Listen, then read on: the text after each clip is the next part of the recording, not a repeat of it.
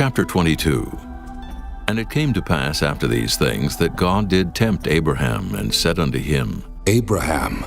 And he said, Behold, here I am.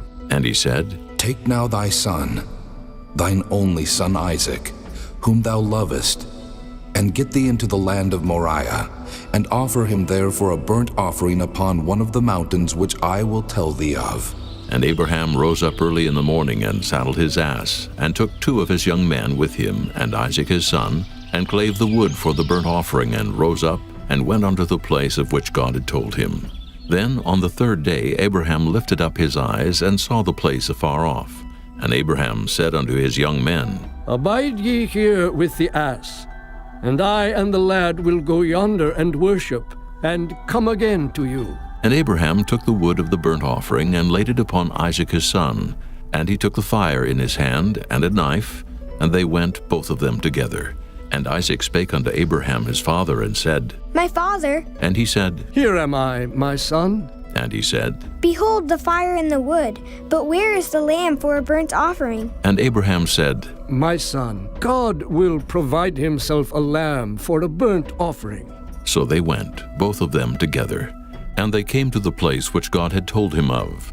And Abraham built an altar there, and laid the wood in order, and bound Isaac his son, and laid him on the altar upon the wood.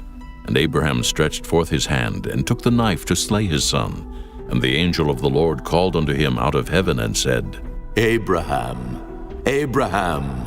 And he said, Here am I. And he said, Lay not thine hand upon the lad, neither do thou anything unto him.